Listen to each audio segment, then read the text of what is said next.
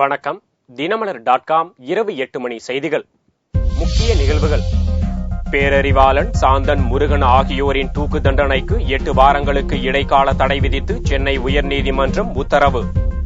8 வாரத்திற்குள் பதிலளிக்க மத்திய மாநில அரசுக்கு நீதிபதிகள் கெடு. ராஜீவ் கொலை வழக்கு குற்றவாளிகள் 3 பேரின் தூக்கு தண்டனையை ஆயுள் தண்டனையாக குறைக்க ஜனாதிபதியை வலியுறுத்தி தமிழக சட்டசபையில் தீர்மானம். காங்கிரஸ், பாரதிய ஜனதா எதிர்ப்பு. மாநகராட்சி மேயர் மற்றும் நகர்மன்ற தலைவர்களை தேர்தல் மூலம் நேரடியாக தேர்ந்தெடுக்க புதிய சட்டம். தமிழக சட்டசபையில் மசோதா நிறைவேற்றம். சென்னை தவிர மற்ற மாவட்டங்கள் அனைத்திலும் செப்டம்பர் 2ஆம் தேதி முதல் அரசு கேபிள் டிவி துவக்கம். 70 ரூபாய் கட்டணத்தில் 90 இலவச சேனல்கள். ராஜீவ் கொலை வழக்கு குற்றவாளிகள் பேரறிவாளன், சாந்தன், முருகன் ஆகியோரின் தூக்கு தண்டனைக்கு 8 வாரங்களுக்கு இடைக்கால தடை விதித்து சென்னை உயர்நீதிமன்றம் உத்தரவு பிறப்பித்துள்ளது. இவ்வழக்கில் 8 வாரத்திற்குள் பதிலளிக்க மத்திய மாநில அரசுக்கு நீதிபதிகள் உத்தரவிட்டுள்ளனர்.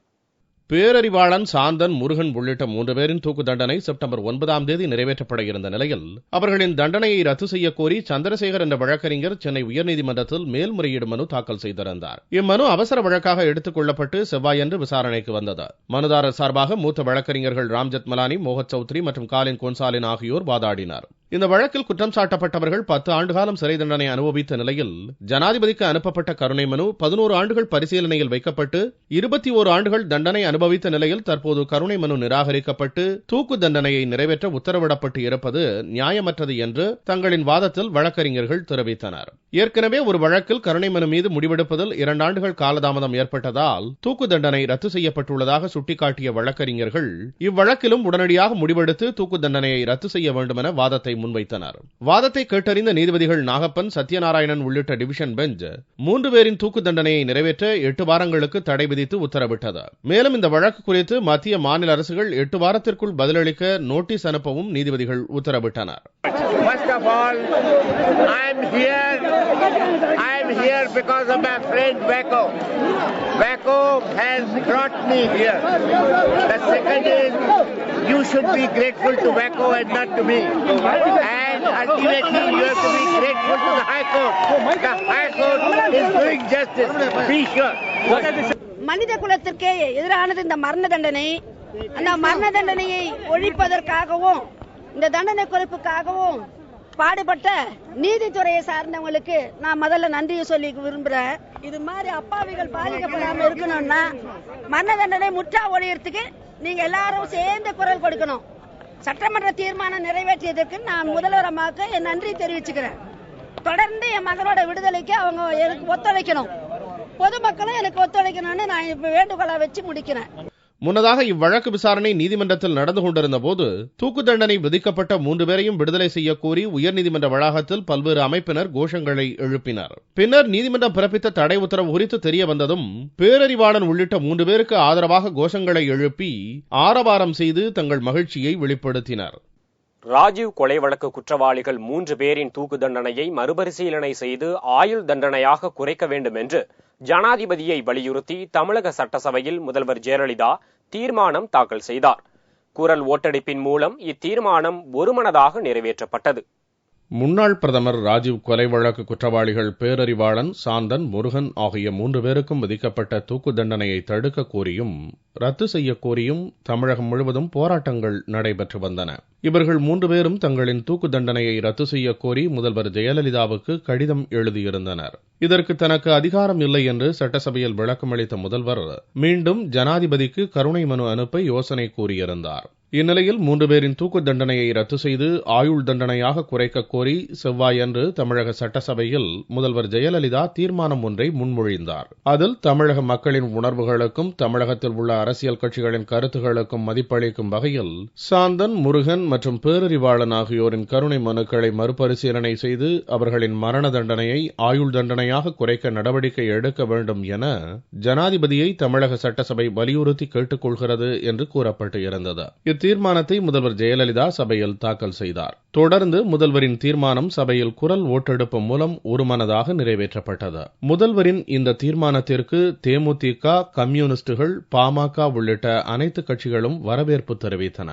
மாண்புமிகு தமிழக முதல்வர் அவர்கள் ஒரு நல்ல முடிவை எடுத்து இந்த சட்டமன்றத்திலே 3 பேருடைய தூக்கு தண்டனை நிறுத்த வேண்டும் என்கின்ற தீர்மானத்தை நிறைவேற்றி ஒருமனதாக நிறைவேற்றியிருக்கிறார்கள்.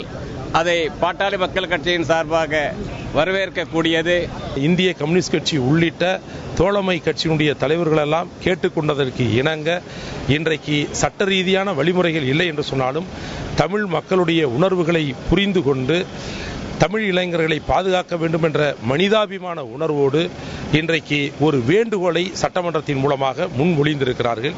அதை அனைத்து கட்சியுமே நாங்கள் வரவேற்றிருக்கிறோம். இத்தீர்மானம் நிறைவேற்றப்பட்ட போது சட்டசபையில் மௌனமாக இருந்த காங்கிரஸ் கட்சியினர் சட்டசபைக்கு வெளியில் தங்களின் எதிர்ப்பை தெரிவித்தனர்.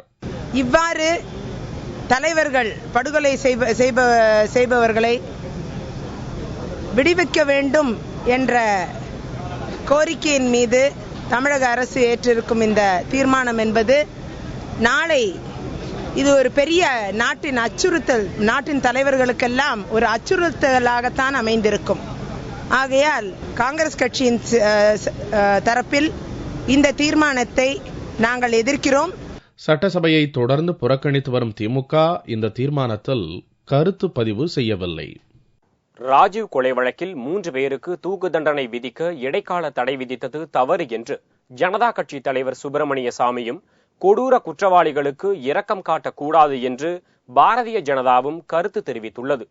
பேரறிவாளன், சாந்தன் மற்றும் முருகன் ஆகியோரின் தூக்கு தண்டனைக்கு சென்னை உயர்நீதிமன்றம் இடைக்கால தடை உத்தரவு விதித்திருப்பது குறித்து கருத்து தெரிவித்த சுப்பிரமணிய சாமி, ஜனாதிபதி ஒருமுறை கருணை மனுவை நிராகரித்துவிட்டால் மற்ற கோர்ட் எந்த உத்தரவையும் பிறப்பிக்க முடியாது என்றும், அதனால் இந்த உத்தரவு தவறானது என்றும் கூறியுள்ளார். 1990 में सुप्रीम कोर्ट का जजमेंट है कि एक बार प्रेसिडेंट किसी मर्सी पिटीशन को रद्द कर दे या अस्वीकार कर दे तो दूसरा मर्सी पिटीशन में कोई कोर्ट स्टे ऑर्डर नहीं दे सकता है.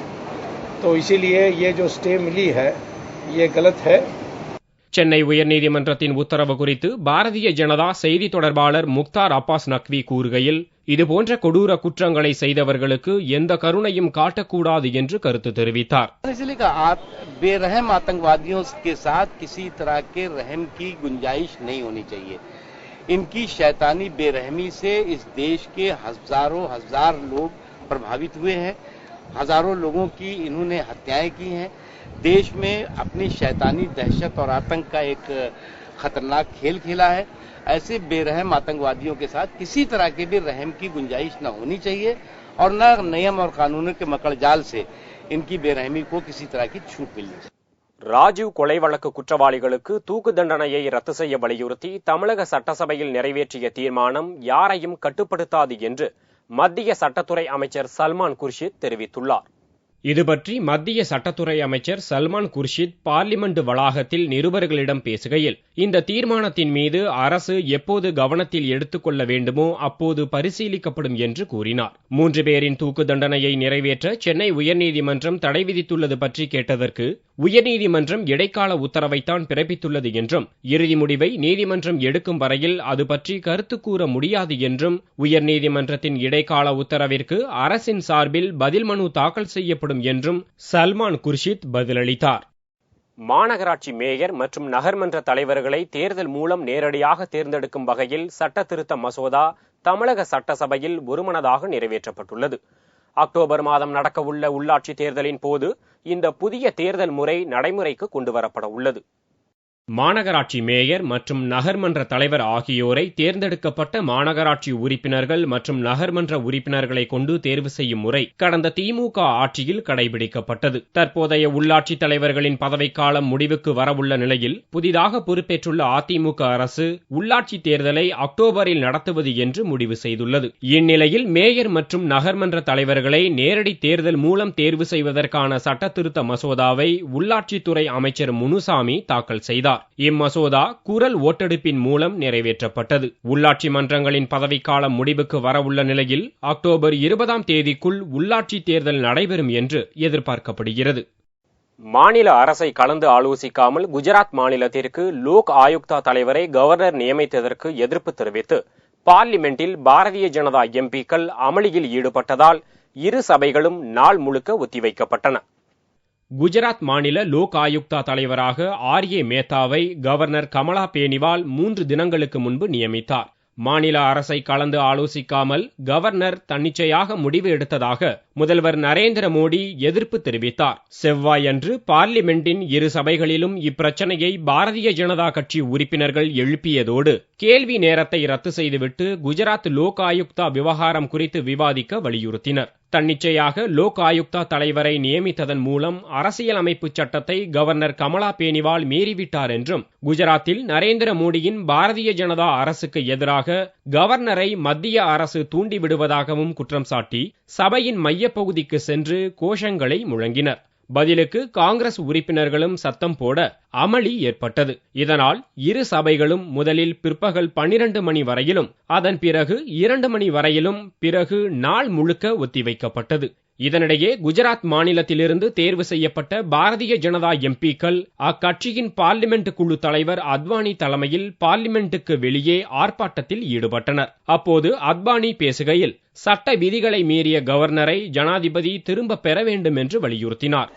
कोई ऐसा प्रदेश नहीं कि जहां पर मुख्यमंत्री से पूछे बिना और किसी ने लोकायुक्त की नियुक्ति की हो. यहां पर हुई है बिना मुख्यमंत्री की सहमति के. वैसे तो जो लोकायुक्त विधेयक है गुजरात का, उसके अनुसार इनिशिएटिव भी मुख्यमंत्री लेता है और सलाह लेता है विपक्ष के नेता से, सलाह लेता है गवर्नर से, और फिर जो उस पर सलाह बनती है उसके आधार पर अपने मंत्रिमंडल से उसको पुष्टि कराता है. ये सारी प्रक्रियाएं नजरअंदाज करके और वहां के राज्यपाल ने और जिस प्रकार से लोकायुक्त की नियुक्ति की है, उसके कारण हमारे यहाँ पर बहुत रोष है. இந்த விவகாரம் தொடர்பாக தேவைப்பட்டால் செப்டம்பர் 1 அல்லது 2ஆம் தேதியில் ஜனாதிபதி பிரதீபா பாட்டீலை நேரில் சந்தித்து கவர்னர் கமலா பேனிவால் மீது புகார் கூறப்போவதாகவும் அத்வானி தெரிவித்தார். சுரங்க முறைகேடு மற்றும் நில ஒதுக்கீடு புகாரில் சிக்கியுள்ள கர்நாடக முன்னாள் முதல்வர் குமாரசாமியின் ஜாமீன் மனுவை லோக் ஆயுக்தா நீதிமன்றம் தள்ளுபடி செய்துள்ளது. இதனால் அவர் கைது செய்யப்படலாம் என்ற பரபரப்பு ஏற்பட்டுள்ளது. கர்நாடகாவில் சட்டவிரோத சுரங்க தொழிலை அனுமதித்ததன் மூலம் மாநில அரசுக்கு 16,000 கோடி இழப்பு ஏற்பட்டதாக முன்னாள் லோக் ஆயுக்தா தலைவர் சந்தோஷ் கேக்டே அறிக்கை ஒன்றை அளித்தார். இந்த அறிக்கையில் சட்டவிரோத சுரங்க கம்பெனிகளுக்கு துணை போனதாக எடியூரப்பா, குமாரசாமி ஆகியோர் மீது குற்றம் சாட்டியிருந்தார். இதனால் முதல்வர் பதவியை எடியூரப்பா ராஜினாமா செய்தார். நில ஒதுக்கீட்டில் முறைகேடு செய்த வழக்கு தொடர்பாக திங்களன்று லோக் ஆயுக்தா நீதிமன்றத்தில் ஆஜராகி எடியூரப்பா விளக்கமளித்தார். இந்நிலையில் சுரங்க நிறுவனத்தின் உரிமத்தை புதுப்பித்தது, தனியார் வீட்டு வசதி நிறுவனத்திற்கு நிலம் ஒதுக்கீடு செய்தது ஆகியவற்றில் முறைகேடுகள் செய்தது தொடர்பாக கர்நாடக முன்னாள் முதல்வர் குமாரசாமி, அவரது மனைவியும் எம்எல்ஏவுமான அனிதா ஆகியோருக்கு செவ்வாயன்று நேரில் ஆஜராக லோக் ஆயுக்தா நீதிமன்றம் சம்மன் அனுப்பியிருந்தது. இவ்வழக்கில் ஜாமீன் கேட்டு லோக் ஆயுக்தா நீதிமன்றத்தில் முன்பே குமாரசாமியும் அவர் மனைவியும் மனு தாக்கல் செய்திருந்தனர். அந்த மனுக்களை நீதிபதி சுதீந்திர ராவ் செவ்வாயன்று தள்ளுபடி செய்தார். தங்களுக்கு சம்மன் அனுப்பியதை எதிர்த்தும் தங்கள் மீதான வழக்கு விசாரணையை நடத்த லோக் ஆயுக்தா கோர்ட்டுக்கு தடை விதிக்க வேண்டுமென குமாரசாமி தம்பதியர் தாக்கல் செய்த மனுவை கர்நாடக உயர்நீதிமன்றமும் செவ்வாயன்று தள்ளுபடி செய்தது. Definitely it's a political motive because he had made many allegations against the chief minister that has been investigated. Against him proceedings were started. As a political vendetta, this proceeding is started against him. ஒரே நாளில் விசாரணை நீதிமன்றமும் உயர் நீதிமன்றமும் குமாரசாமி தம்பதியின் மனுக்களை நிராகரித்துள்ளதால் அவர்கள் கைது செய்யப்படலாம் என்ற பரபரப்பு ஏற்பட்டுள்ளது. ஏற்றமும் இறக்கமுமாக இருந்த தங்கத்தின் விலை கடந்த 2 தினங்களாக குறைந்து வருகிறது.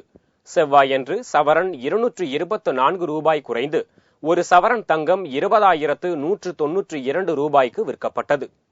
கடந்த ஒரு சில வாரமாக தங்கத்தின் விலை விண்ணை முட்டும் அளவிற்கு உயர்ந்ததால் பொதுமக்கள் அதிர்ச்சியடைந்தனர். இந்நிலையில் இந்த வாரம் துவக்கத்திலிருந்து தங்கத்தின் விலை சரிந்து வருகிறது. செவ்வாயன்று சவரன் 224 ரூபாய் குறைந்து தங்கத்தின் விலை சவரன் 20,192 ரூபாய்க்கு விற்கப்பட்டது. 1 கிராம் தங்கம் 2,524 ரூபாயாக இருந்தது. தங்கத்தை போன்றே வெள்ளியின் விலையும் செவ்வாய்க்கிழமையன்று 1 கிராம் 45 காசுகள் குறைந்து 66 ரூபாய் 90 காசுகளுக்கு விற்பனையானது. பார்வெள்ளி 1 கிலோ விலை 62,280 ரூபாயாக இருந்தது. தொடர்ந்து 2வது நாளாக தங்கத்தின் விலை குறைந்துள்ளது மக்களிடையே மகிழ்ச்சியை ஏற்படுத்தியுள்ளது. பொள்ளாச்சியை சுற்றியுள்ள மலையடிவார கிராமங்களில் உள்ள பங்களாக்கள் மற்றும் ரிசார்ட்டுகளில் நடக்கும் சட்டவிரோத சமுதாய சீர்கேடுகளை தடுக்க வேண்டும் என்று கோரிக்கை வைக்கப்பட்டுள்ளது. கோவை மாவட்டம் பொள்ளாச்சி மற்றும் அதனை சுற்றி கண்ணுக்கு எட்டிய தூரம் வரை உள்ள பகுதிகள் அனைத்தும் பச்சை பசேல் என்று காட்சியளிக்கக்கூடியவை. உயர்ந்து நிற்கும் தென்னை மரங்கள், வளைந்து நெளிந்து செல்லும் ஆறுகள் என்று இயற்கை அன்னையின் கொடையாக காட்சியளிக்கின்றன பொள்ளாச்சியை சுற்றியுள்ள பகுதிகள். மேற்கு தொடர்ச்சி மலை அடிவாரத்தில் அமைந்துள்ள ஆழியாறு, ஆனைமலை, டாப் ஸ்லிப் வழித்தடங்கள் யாவும் பொள்ளாச்சியில் இருந்துதான் துவங்குகின்றன. தமிழக வனத்துறையின் கட்டுப்பாட்டில் உள்ள ஆனைமலை புலிகள் காப்பகமும் இங்குதான் இருக்கிறது. சுற்றுலா பகுதியான பொள்ளாச்சி, அதன் சுற்றுவட்டார மலையடிவார கிராமங்களுக்கு வெளிநாடு மற்றும் வெளியூர்களிலிருந்து வரும் சுற்றுலா பயணிகள் டாப் ஸ்லிப் வனப்பகுதியில் தங்கி இயற்கையை ரசிக்க விரும்புகின்றனர். ஆனால் டாப் ஸ்லிப்பில் வனத்துறை சார்பில் குறைந்த அளவே காட்டேஜ்கள் அமைக்கப்பட்டுள்ளதால் தனியார் நிறுவனங்களின் ரிசார்ட்டுகளில் சுற்றுலா பயணிகள் தங்குகின்றனர். ஆனால் பொள்ளாச்சியை சுற்றியுள்ள காளியப்ப கவுண்டன் புதூர், சர்க்கார்பதி, சேத்துமடை ஆகிய பகுதிகளில் சட்டவிரோதமாக ஆடம்பர சொகுசு பங்களாக்களும் ரிசார்ட்களும் கட்டப்பட்டு வாடகைக்கு விடுவது அதிகரித்து வருவதாக புகார் எழுந்துள்ளது. இந்த ஆடம்பர பங்களாக்களில் சட்டவிரோத செயல்களும் சமுதாய சீர்கேடுகளும் இளைஞர்களை சீரழிக்கும் பலதரப்பட்ட விஷயங்களும் அரங்கேறுவதால் மும்பையைப் போல் பொள்ளாச்சியும் மாறிவிடுமோ என்ற கவலை தெரிவிக்கின்றனர் அப்பகுதி விவசாயிகள். இந்த உல்லாச விடுதிகளை உடனடியாக தடை செய்யணும் அப்படின்னு சொல்லி போட்டுங்க சார். நாங்கள் அரசாங்கத்துக்கு தொடர்ச்சியாக மனுக்கள் கொடுத்துருக்கோம் சார். இது ஆரம்பத்திலே இதை நம்ம தடுக்காத ஒரு பட்சத்தில் இது செகண்ட் ஒரு பம்பாயா மாறுறதுக்கு ஒரு அதிகமான ஒரு வாய்ப்புகள் இருக்குதுங்க சார். இதை இந்த விவசாய பகுதியை காப்பாற்றுறதுக்கு இந்த மாதிரியான ஒரு உல்லாச விடுதிகளை உடனடியாக அரசாங்கம் தடை பண்ணணுங்க சார். தடை பண்ணி இந்த விவசாய பூமிகளை காப்பாற்றணுங்க சார். இந்த வனவிலங்கு மற்றும் சுற்றுலா இதுக்கு வேண்டி கவர்மெண்ட்டும் நிறைய பண்ணிட்டு இருக்கு. அதை பயன்படுத்தி சில தனியார்கள் உல்லாச விடுதிகள் நடத்திக்கிட்டு வர்றாங்க. இது இப்ப சன்னமா ஆரம்பிச்சது. இப்ப நிறைய புற்றீசல் போல நிறைய உல்லாச விடுதிகள் ஆரம்பிச்சு கலாச்சார சீரழிவு, பாலியல் சமாச்சாரங்கள், மற்ற பல சமுதாய சீரழிவு, இளைஞர்களை கெடுக்கிற அளவுக்கு இப்ப உருவாக்கிட்டு வந்துட்டு இருக்காங்க. இதே உடனடியாக தடுக்கல அப்படின்னா அரசாங்கத்துக்கு நாங்கள் இது சம்பந்தமா மனு கொடுத்துருக்கிறோம். இதே அரசாங்கம் செவிசாய்ச்சு உடனடியாக அதை தடுக்கணும், தடுத்து இளைஞர்களை காப்பாற்றணும். அப்படி இல்லைன்னா விவசாய மக்களாகி நாங்கள் அனைவரும் சேர்ந்து ஆனமலை பகுதியில் இருக்கிறவங்க, பொள்ளாச்சி பகுதியில் இருக்கிற விவசாயிகள் எல்லாம் சேர்ந்து ஒரு பெரிய போராட்டத்தை மக்கள் முன்னாடி மக்களை திரட்டி அரசாங்கத்துக்கு தெரிவிக்கிறதா இருக்கிறோம். பொள்ளாச்சியை சுற்றியுள்ள விவசாய நிலத்திலும் அரசு நிலத்தை ஆக்கிரமித்தும் கட்டப்பட்டுள்ள உல்லாச விடுதிகளையும் சர்வே செய்ய வேண்டும் என்பதும், அங்கு அரங்கேறும் சட்டவிரோத செயல்களை தடுக்க வேண்டும் என்பதுமே அப்பகுதி மக்களின் வேண்டுகோளாக உள்ளது. மீண்டும் செய்திகள் இந்திய நேரப்படி புதன் இரவு 8 மணிக்கு. வணக்கம்.